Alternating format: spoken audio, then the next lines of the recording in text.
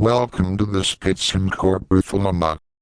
Helena Blavatsky was writing these essays in the pages of Lucifer magazine during the early 1890s, at the precise moment when theosophy had begun to corrode from within. Her society, founded in 1875 as a deliberate bridge between Eastern philosophy and Western esotericism, had attracted hundreds of would-be occultists, most of them spiritually ambitious, materially comfortable, and utterly unprepared for what they claimed to want. Blavatsky's response was not to soften the teaching. It was to sharpen the knife. These essays, collected as *studies in occultism *, constitute her most brutal assessment of Western capacity for genuine esoteric work, and they sit within a precise intellectual lineage. The distinction between true occultism understood as soul knowledge, atma-vidya, and the merely technical arts that masquerade under that name. This distinction runs backward through Kashmir Shaivism and the Sanskrit philosophical schools. It runs forward into every serious Western esoteric order that followed. Blavatsky is not offering comfort.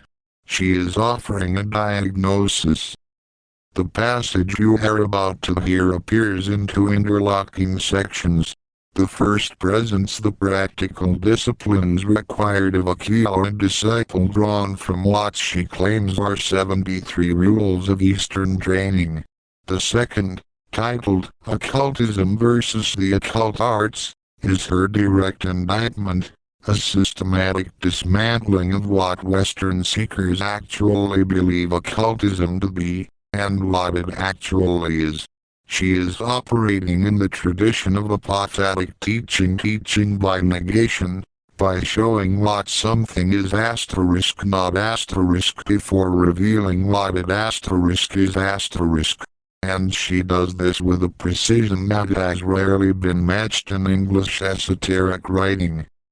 The text belongs to the philosophical current proper, that late 19th century synthesis of Vedantic philosophy, Tibetan Buddhism, Kabbalah, and Neoplatonism that Blavatsky claimed to transmit from hidden masters in the East. But it is also deeply rooted in the perennial critique of magical dilettantism that runs through Paracelsus, through John Dee's warnings against charlatans, through the severe monastic traditions of both East and West. What makes Blavatsky unique is her willingness to name names, to call her own followers out for their confusion, their romanticism, and their fundamental misunderstanding of what they seek. Here is the text. 8. Olenu, disciple, has to dread external living influence alone, magnetic emanations from living creatures. For this reason, while at one with all, in his inner nature, he must take care to separate his outer, external, body from every foreign influence. None must drink out of, or even his cup but himself. He must avoid bodily contact, i.e., being touched or touch, with human, as with animal being. No pet animals are permitted, and it is forbidden even to touch certain trees and plants. A disciple has to live, so to say, in his own atmosphere in order to individualize it for occult purposes. 9. The mind must remain blunt to all but the universal truths in nature, lest the doctrine of the heart should become only the doctrine of the eye, i.e., empty esoteric ritualism. 10. No animal food of whatever kind, nothing that has life in it, should be taken by the disciple. No wine, no spirits, or opium should be used, for these are like the Lamayan, evil spirits, who fasten upon the unwary. They devour the understanding. Wine and spirits are supposed to contain and preserve the bad magnetism of all the men who helped in their fabrication. The meat of each animal, to preserve the psychic characteristics of its kind. 11. Meditation, abstinence in all, the observation of moral duties, gentle thoughts, good deeds and kind words, as goodwill to all and entire oblivion of self, are the most efficacious means of obtaining knowledge and preparing for the reception of higher wisdom. 12. It is only by virtue of a strict observance of the foregoing rules that a Lenu can hope to acquire in good time the siddhis of the arhats, the growth which makes him become gradually one with the universal all. These 12 extracts are taken from amongst some 73 rules, to enumerate which would be useless, as they would be meaningless in Europe. But even these few are enough to show the immensity of the difficulties which beset the path of the would-be Upasaka, who has been born and bred in Western lands. All Western, and especially English, education is instinct with the principle of emulation and strife. Each boy is urged to learn more quickly, to outstrip his companions, and to surpass them in every possible way. What is miscalled friendly rivalry is assiduously cultivated, and the same spirit is fostered and strengthened in every detail of life. With such ideas educated into him from his childhood, how can a Westerner bring himself to feel towards his company students as the fingers on one hand? Those company students, too, are not of his own selection, or chosen by himself from personal sympathy and appreciation. They are chosen by his teacher on far other grounds, and he who would be a student must first be strong enough to kill out in his heart all feelings of dislike and antipathy to others. How many Westerners are ready even to attempt this in earnest? And then the details of daily life, the command not to touch even the hand of one's nearest and dearest. How contrary to Western notions of affection and good feeling. How cold and hard it seems, egotistical too, people would say, to abstain from giving pleasure to others for the sake of one's own development. Well, let those who think so defer, till another lifetime, the attempt to enter the path in real earnest. But let them not glory in their own fancied and selfishness. For, in reality, it is only the seeming appearances which they allow to deceive them, the conventional notions, based on emotionalism and gush, or so-called courtesy, things of the unreal life, not the dictates of truth. But even putting aside these difficulties, which may be considered external, though their importance is none the less great, how are students in the West to attune themselves to harmony as here required of them? So strong has personality grown in Europe and America, that there is no school of artists even whose members do not hate and are not jealous of each other. Professional hatred and envy have become proverbial. Men seek each to benefit himself at all costs, and even the so-called courtesies of life are but a hollow mask covering these demons of hatred and jealousy. In the East the spirit of non-separateness is inculcated as steadily from childhood up, as in the West the spirit of rivalry. Personal ambition, personal feelings and desires, are not encouraged to grow so rampant there. When the soil is naturally good, it is cultivated in the right way, and the child grows into a man in whom the habit of subordination of one's lower to one's higher self is strong and powerful. In the West men think that their own likes and dislikes of other men and things are guiding principles for them to act upon, even when they do not make of them the law of their lives and seek to impose them upon others. Let those who complain that they have learned little in the Theosophical Society lay to heart the words written in an article in the Path for last February. The key in each degree is the aspirant himself. It is not the fear of God, which is the beginning of wisdom, but the knowledge of self, which is wisdom itself. How grand and true appears, us, to the student of occultism who has commenced to realize some of the foregoing truths, the answer given by the Delphic oracle to all who came seeking after occult wisdom, words repeated and enforced again and again by the wise Socrates. Man, know thyself. Keyleship has nothing whatever to do with means of subsistence or anything of the kind. For a man can isolate his mind entirely from his body and its surroundings. Keyleship is a state of mind, rather than a life according to hard and fast rules on the physical plane. This applies especially to the earlier, probationary period, while the rules given in Lucifer for April last pertain properly to a later stage. Out of actual occult training and the development of occult powers and insight. These rules indicate, however, the mode of life which ought to be followed by all aspirants so far as practicable, since it is the most helpful to them in their aspirations. It should never be forgotten that occultism is concerned with the inner man who must be strengthened and freed from the dominion of the physical body and its surroundings, which must become his servants. Hence the first and chief necessity of keyleship is a spirit of absolute unselfishness and devotion to truth, then follows self-knowledge and self-mastery. These are all important, while outward observance of fixed rules of life is a matter of secondary moment. Occultism versus the occult arts.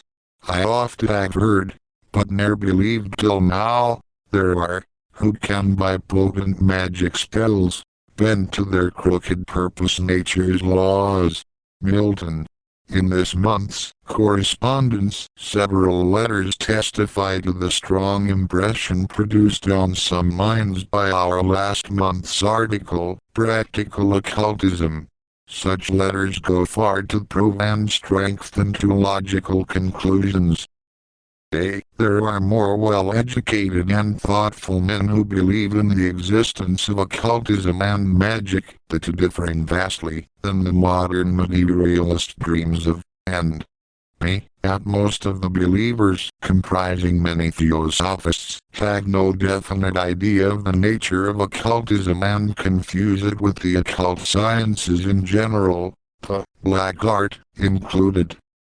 Their representations of the powers it confers on upon man, and of the means to be used to acquire them are as varied as they are fanciful. Some imagine that a master in the art, to show the way, is all that is needed to become a Zanani. Others, that one has but to cross the Canal of Suez and go to India to bloom forth as Roger Bacon or even a Count Street Germain. Many take for their ideal Margrave with his ever-renewing youth, and care little for the soul as the price paid for it.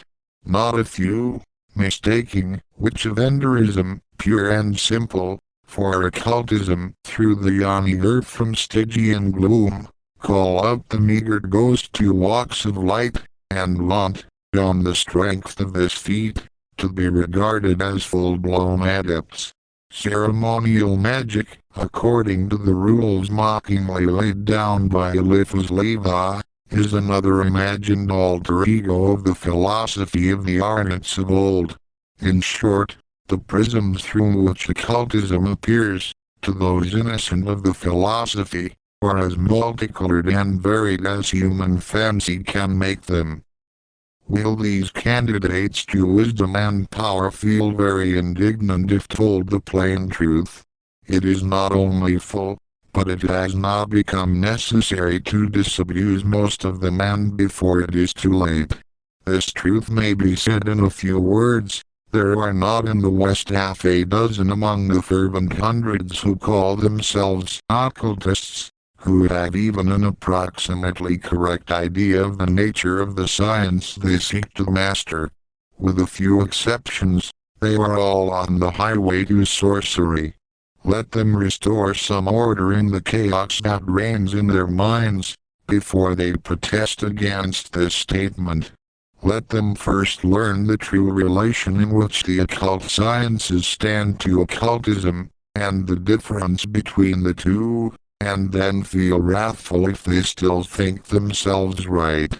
Meanwhile, let them learn that occultism differs from magic and other secret sciences as the glorious sun does from a rushlight, as the immutable and immortal spirit of man the reflection of the absolute, causeless and unknowable all differs from the mortal clay the human body.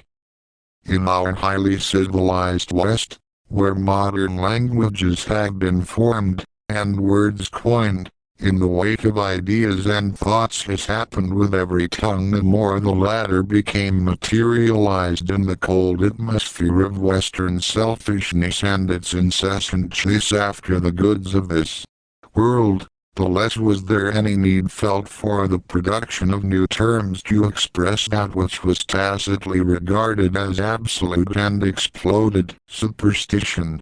Such words could answer only to ideas which a cultured man was scarcely supposed to harbor in his mind. Magic, a synonym for jugglery; sorcery, an equivalent for crass ignorance; and occultism, the sorry relic of crack-brained, medieval fire philosophers, of the Jacobins and the St. Martins, are expressions believed more than amply sufficient to cover the whole field of thimble-rigging. They are terms of contempt, and used generally only in reference to the dross and residues of the Dark Ages and the preceding eons of paganism. Therefore have we no terms in the English tongue to define and shade the difference between such abnormal powers, or the sciences that lead to the acquisition of them, with the nicety possible in the Eastern languages, preeminently the Sanskrit. What do the words miracle and enchantment, words identical in meaning after all, as both express the idea of producing wonderful things by breaking the laws of nature as explained by the accepted authorities, convey to the minds of those who hear, or pronounce them? A Christian breaking of the laws of nature, notwithstanding while believing firmly in the miracles, because said to have been produced by God through Moses, will either scout the enchantments performed by Pharaoh's magicians, or attribute them to the devil. It is the latter whom our pious enemies connect with occultism, while their impious foes, the infidels, laugh at Moses, magicians and occultists, and would blush to give one serious thought to such superstitions. This, because there is no term in existence to show the difference, no words to express the lights and shadows and draw the line of demarcation between the sublime and the true, the absurd and the ridiculous. The latter are the theological interpretations which teach the breaking of the laws of nature by man, God, or devil, the former the scientific miracles and enchantments of Moses and the magicians in accordance with natural laws, both having been learned in all the wisdom of the sanctuaries, which were the royal societies of those days, and in true occultism. This last word is certainly misleading, translated as it stands from the compound word atma-vidya, secret knowledge. But the knowledge of what? Some of the Sanskrit terms may help us. There are 4, out of the many others, names of the various kinds of esoteric knowledge or sciences given, even in the exoteric Puranas. There is 1. Atma-vidya, knowledge of the occult powers awakened and nurtured by the performance of certain religious ceremonies and rites. 2. Mahavidya, the great knowledge, the magic of the Kabbalists and the Tantrika worship, often sorcery of the worst description. 3. Atma-vidya, knowledge of the mystic powers residing in sound ether, hence in the mantras, chanted prayers or incantations, and depending on the rhythm and melody used. In other words, a magical performance based on knowledge of the forces of nature and their correlation. And 4. Atma-vidya, a term which is translated simply, knowledge of the soul, true wisdom by the Orientalists, but which means far more. This last is the only kind of occultism that any theosophist who admires light on the path, and who would be wise and unselfish, ought to strive after. All the rest is some branch of the occult sciences, high arts based on the knowledge of the ultimate essence of all things in the kingdoms of nature, such as minerals, plants and animals, hence of things pertaining to the realm of material nature, however invisible that essence may be, and howsoever much it has hitherto eluded the grasp of science. Alchemy, astrology, occult physiology, chiromancy, exist in nature, and the exact sciences, perhaps so called, because they are found in this age of paradoxical philosophies. The reverse have already discovered not a few of the secrets of the above arts. But clairvoyance, symbolized in India as the Eye of Shiva, called in Japan infinite vision, is not hypnotism, the illegitimate son of mesmerism, and is not to be acquired by such arts.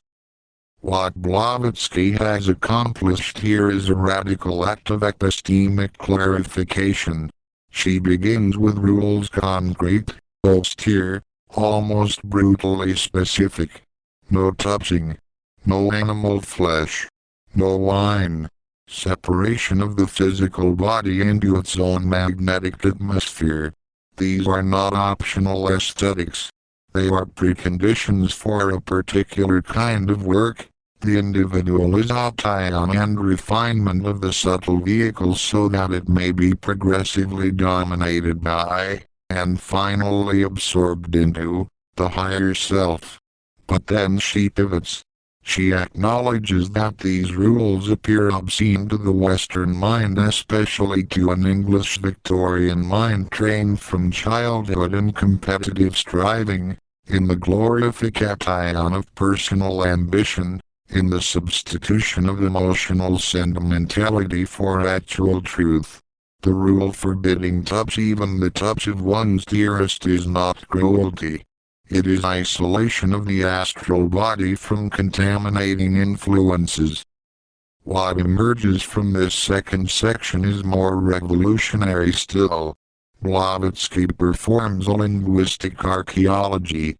She shows that the English language, shaped by centuries of materialist thought and capitalist desire, has no adequate vocabulary for the distinctions that Sanskrit carries effortlessly.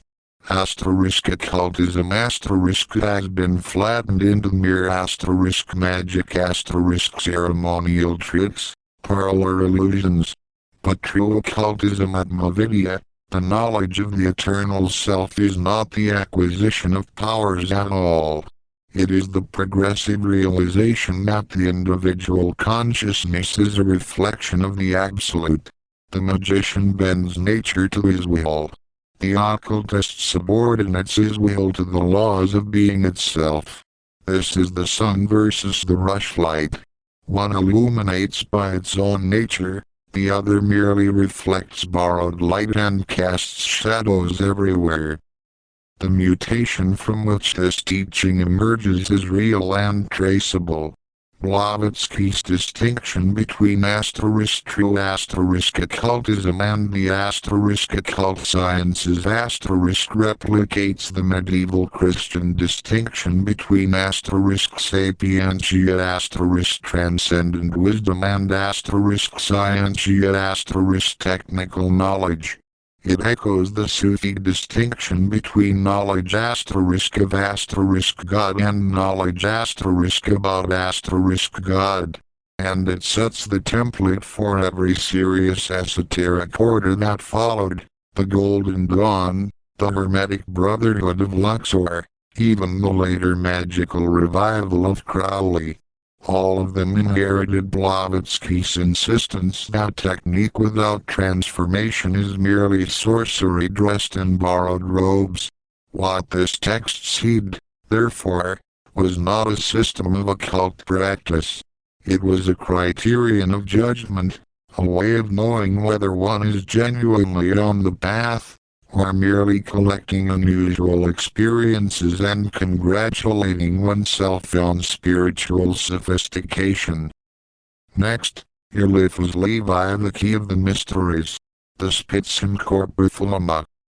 If this archive serves you, support it on Patreon. Link in the description.